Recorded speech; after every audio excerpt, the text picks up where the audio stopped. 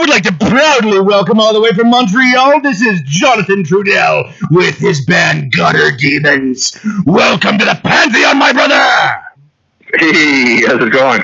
Oh, it's going fucking great, man!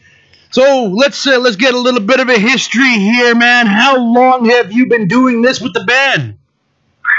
We've been doing this since 2001, actually, so we're going to celebrate 20 years pretty soon. Seasoned warriors!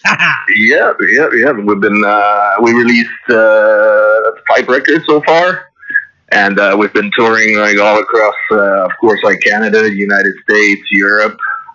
So yeah, we've been pretty busy. Oh, I bet. Your music just kicks so much ass. It's just straight up heavy. Like, what are your inspirations, my brother? Well, metal inspiration.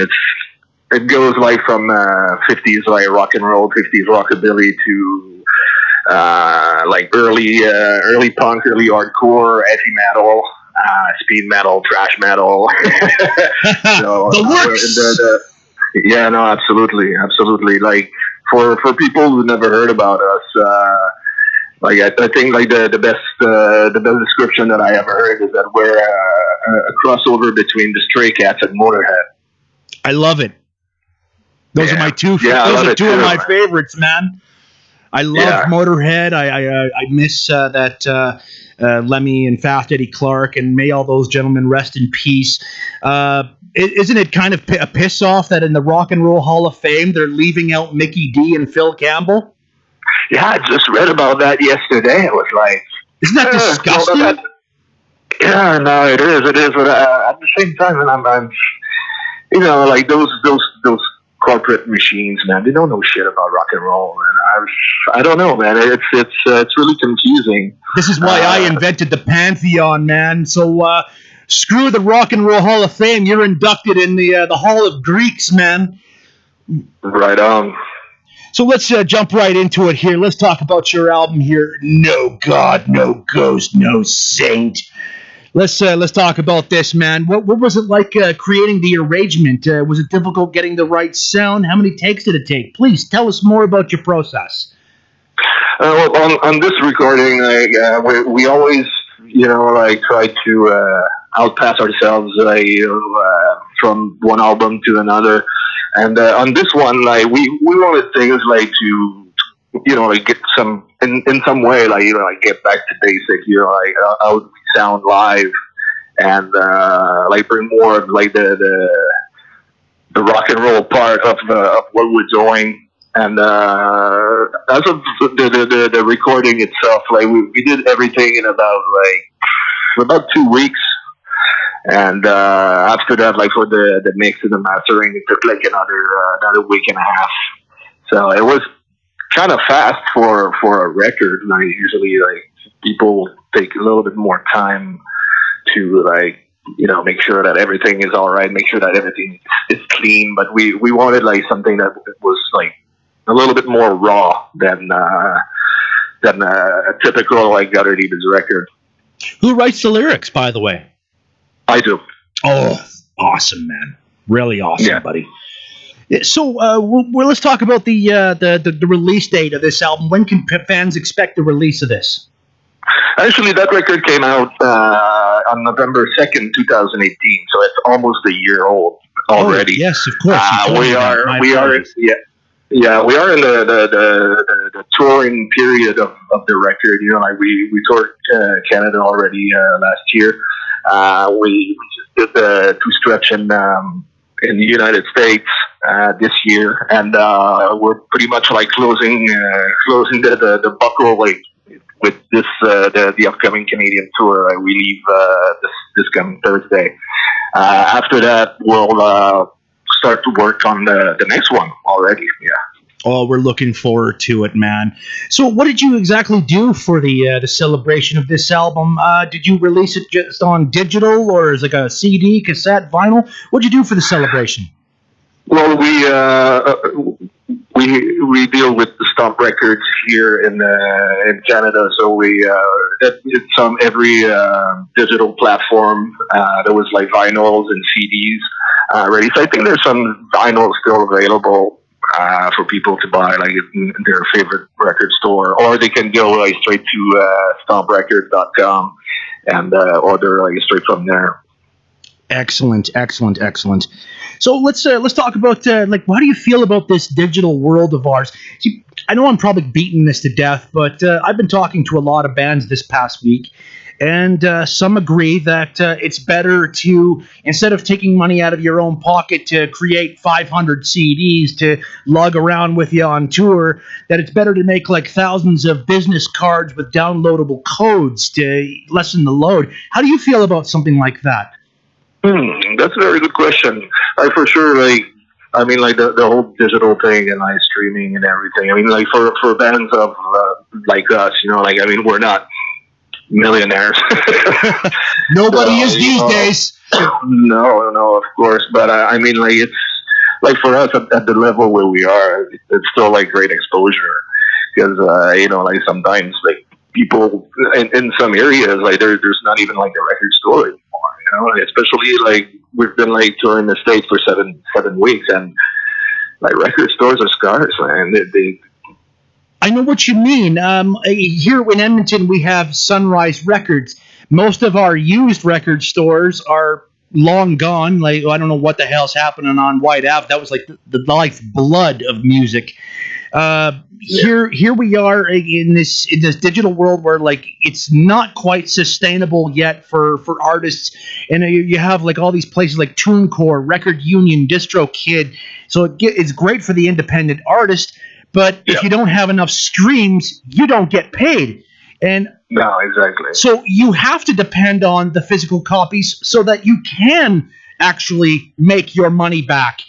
I wish there was some way that where, you know, like we could just make music more sustainable. That's my biggest problem with the digital world. You see the things that I mean, like for us, like for example, like the three guys in the band, like we're all in our 40s, you know, so we grew up with like vinyls and cassettes, and we saw like the coming in of CDs, and I remember like just when cassettes came in, like everybody was like, well, it's gonna kill music because people can just like make copies, you know. And you see, it was look at what was happening. Like they brought out dual cassette players, and what else do you think was gonna happen?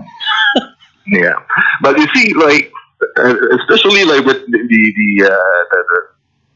the fact that like vinyls is coming back in style, you know, like, and everybody's like buying vinyls. I feel that in some way, you know, it's bringing back like the good old days when you would like, you know, like you drop the needle and you listen to the record. You know, it's not just like a bunch of files on a computer that you click random and then you know you're gonna hear like background music. It's so golden, man. No, exactly, and also like that. It sounds better. Like, no offense to anybody, but like MP3s, man, everything is fucking compressed. You know, like you don't like people are still like musicians are still spending like a lot of money to make those records sounds good. You know, and then there you go, like people listening to MP3s, like compressed MP3s. So it kind of kills the purpose, you know. And but what I was about to say, like about the whole like vinyl thing, is it brings back also like a different way like to listen to music, and you know, like to actually like flip records in the store, you know, and seeing like those giant like fucking record sleeves, you know, with pictures and like credits and stuff. Because you know, like when I was a kid, you know, I would like spend hours like reading the lyrics and like where it was recorded and what equipment they were using, and like all that kind of stuff. You know? I remember the first time reading the lyrics to Cannibal Corpse's "Eaten Back to Life" album. Oh man, my stomach turned, man.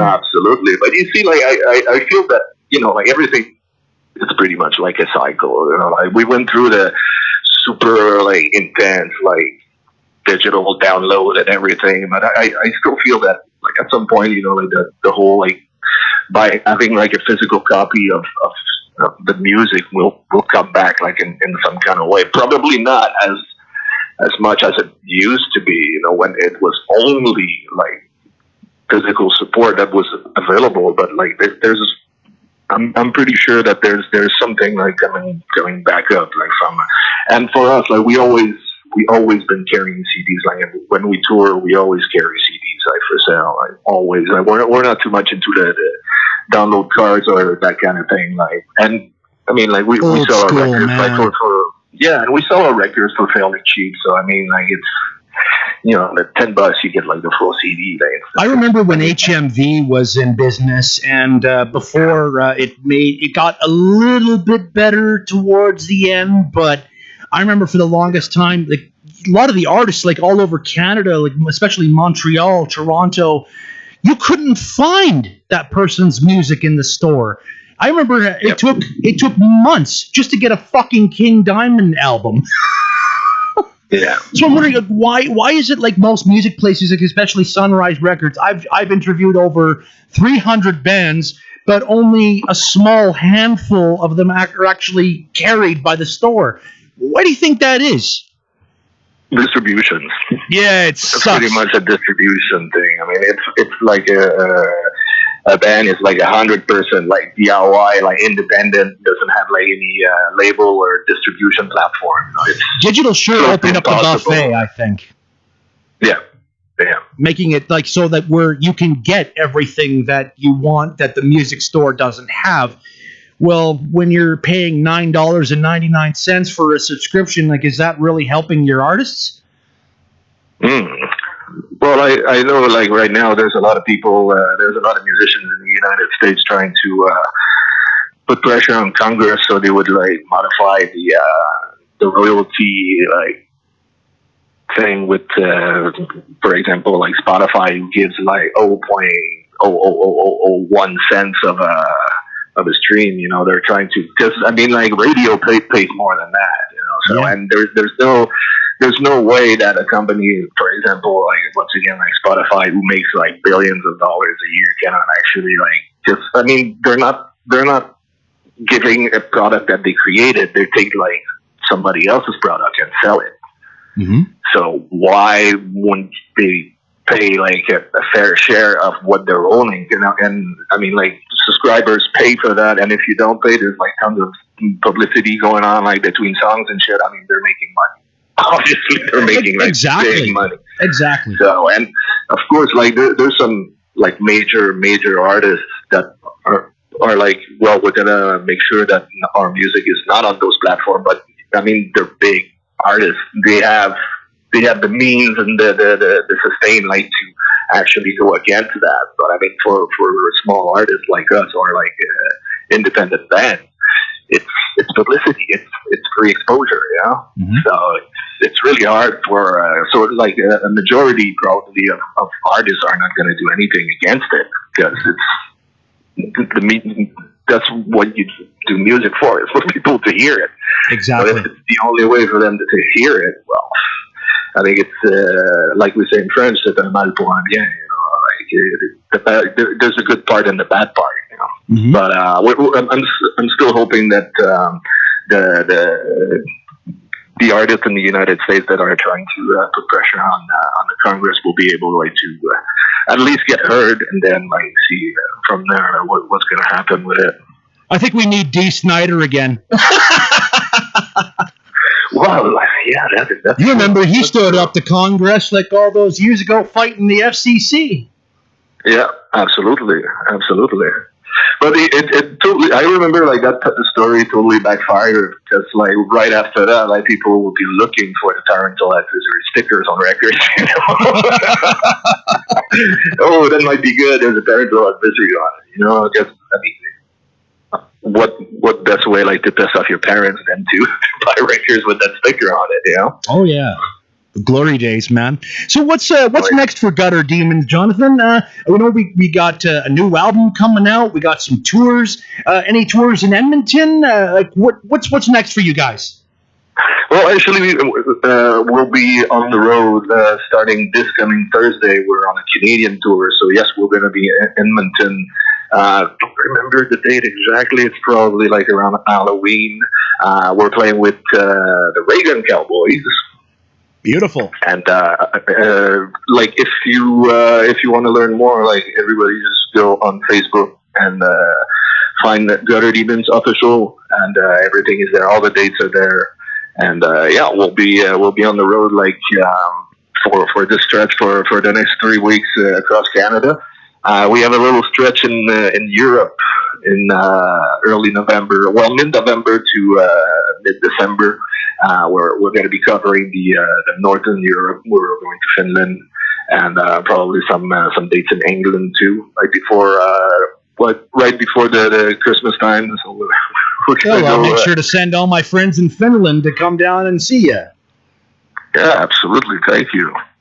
And after that, like during the first part of the winter, we'll probably be working on the new material. And there's other tour like coming up, like in the States for spring and Europe again. So yeah, no, we're pretty busy.